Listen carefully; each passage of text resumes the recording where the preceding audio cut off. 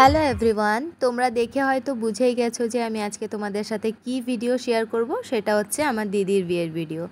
তো আমি এখানে বিয়েতে যাওয়ার আগে হাফ রেডি হয়ে একটু চা খেয়ে নিচ্ছিলাম, কারণ জানি না যে বিয়েবাড়িতে কী আয়োজন হয়েছে বা কেমন কী আছে। তো যার জন্য আমি যখন খাচ্ছিলাম তখন চেস্টার আমার পাশে এসে বসে আমার দিকে তাকিয়েছিল, বলছিল যে আমাকেও একটু বিস্কিট দাও, আমিও একটু খাই। ও অলরেডি খেয়ে নিয়েছিল, তবুও আমার দিকে তাকিয়েছিল যদি আমি একটু দেই ওকে, তাহলে ও খেতে পারে। তারপরে আমি রেডি হয়ে গেছিলাম, এই ছিল আমার ফুল লুকটা। তোমরা দেখে বলো যে আমাকে কেমন লাগছে। তারপরে আমি বেরিয়ে যাই টোটোতে করে। তো আমার ফ্রেন্ডও আমার সাথে গিয়েছিল, চন্দ্রিকা। তো ওকে আমি আধা রাস্তা থেকে পিক করে নিই, তারপরে আমরা চলে যাই বিয়েবাড়িতে। যখন আমি বিয়েবাড়িতে যাই, এই ছিল হচ্ছে বিয়েবাড়ির গেট। আর ভিতরে কি কি ছিল, কি করেছিলাম আমরা, সব কিছুই তোমাদের সাথে শেয়ার করব। এই ছিল পুরো বিয়ের প্যান্ডেলটা, খুবই সুন্দর হয়েছিল পুরো ডেকোরেশন। আর আমরা যখন পৌঁছাই তখন প্রায় 8:30 বেজে গিয়েছিল। আর দিদি ওখানে রেডি হয়ে বসেছিল যে কতক্ষণে বর আসবে আর দিদি বিয়েতে বসবে। সবাই দিদির সাথে ফটো তোলার জন্য ব্যস্ত ছিল, তো আমরা কেন পিছিয়ে থাকবো। তারপর দিদি আমাদের ডেকে নিল, তারপর আমরাও কিছু ভিডিও করে নিলাম, কিছু ফটো তুলে নিলাম। দিদিকে সেদিন দেখতে খুবই সুন্দর লাগছিল। তারপরে আমরা ভাবলাম যে কিছু খাওয়া যাক, কারণ সেরকম কিছু তো খাইনি। দেখেছিলাম প্রথমেই যে আমি শুধু চা খেয়েছিলাম, যার জন্য আমরা পরে চলে গেলাম স্টলে। তো স্টলে গিয়ে প্রথমেই হচ্ছে চন্দ্রিকা বলল যে আমি জিলেপি খাবো। তো ও জিলেপি খাচ্ছিল, আর প্রত্যেকটা আইটেমই খুবই বেশি টেস্টি ছিল। তো দেখতে পাচ্ছ ওর এক্সপ্রেশন। কিন্তু আমার ইন্টারেস্ট ছিল ফুচকায়। তো আমি চলে গেলাম ফুচকা স্টলে দাঁড়িয়েছিলাম যে কতক্ষণে আমাকে ফুচকা দিবে আর আমি খাবো। আর ফুচকাটাও সত্যি বলতে খুবই টেস্টি হয়েছিল।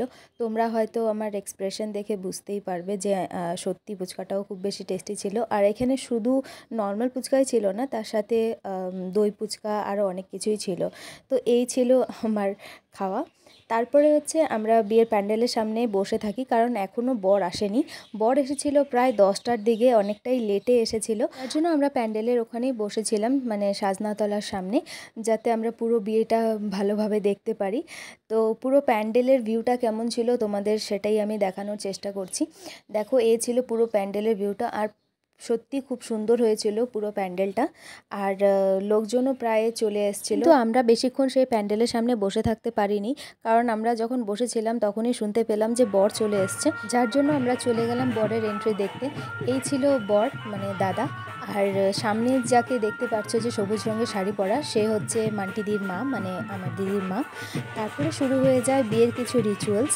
তো এখানে দাদা বসে রয়েছিল, আর দিদি দাদার চারপাশ থেকে ঘুরে এসে হাতে দিদির যেটা ফুল ছিল সেটা দাদা পায়ে দিচ্ছিল। সব বেঙ্গলিদের রিচুয়ালস একই হয় না, সবার আলাদা আলাদা রিচুয়ালস হয়। তো এই নিয়মটা আমি দিদির বাড়িতে গিয়ে প্রথমবার দেখলাম যে এই রিচুয়ালসটাও থাকে, যদিও এটা আমাদের মধ্যে নেই। বাট দিদিকে দেখতে পাচ্ছ যে দিদি কতটা বেশি খুশি ছিল যে এত দিনের ভালোবাসা, এত স্ট্রাগল করার পরে সেই ভালোবাসাটা আজ পূর্ণতা পাচ্ছিল। তো দিদি তো খুশি হবেই। প্রায় দিদিদের ভালোবাসা 11 থেকে 12 বছর হয়ে গেছে, আমি ঠিক সঠিকটা জানি না। বাট সেটা দিদিকে দেখে বোঝাই যাচ্ছে যে দিদি কতটা বেশি খুশি। আর এখানে ছিল গুল্লুদি, যে আমি ভিডিও করছিলাম বলে তাকিয়ে হাসলো। আর গুল্লুদিকেও দেখতে খুব সুন্দর লাগছিল। আর তারপরে এখানে সব রিচুয়ালসগুলো চলছিল। তোমরা বিয়েটা পুরো প্রথম থেকে শেষ পর্যন্ত দেখো, আর দেখে বলো যে কেমন হয়েছে ভিডিওটা। আর অবশ্যই যদি তোমাদের ভালো লেগে থাকে তাহলে লাইক, কমেন্ট, শেয়ার, সাবস্ক্রাইব করে দিও। আর এখানে বিয়ের রিচুয়ালস চলতে থাকে, আমি পুরো বিয়েটাই দেখে তারপরে আমরা প্রায় 11:30-12টা পর্যন্ত বিয়ে চলছে। তারপরে আমরা খাওয়া দাওয়া করে তারপরে আমরা ঘুমাতে চলে গিয়েছিলাম।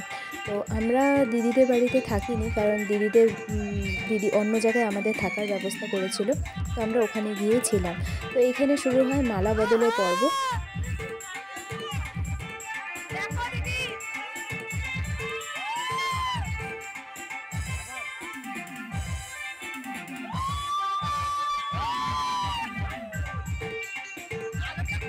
মালা বদলের পর্ব শেষ হয়ে যাওয়ার পরে এই পর্বটা শুরু হয়। জানি না, আমি এটা আগে কোনো দিনও দেখিনি।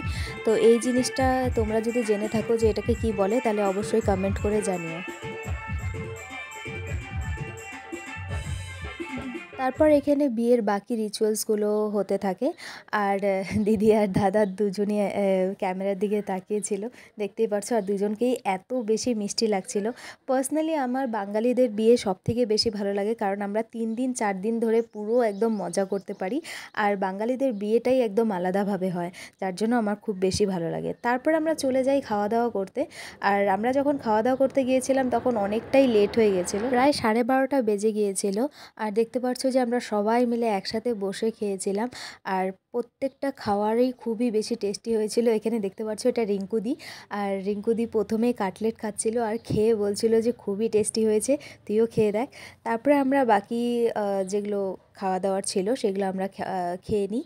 আর প্রত্যেকটা খাবারই খুব বেশি ভালো লেগেছিল সবারই, শুধু আমার পার্সোনালি না।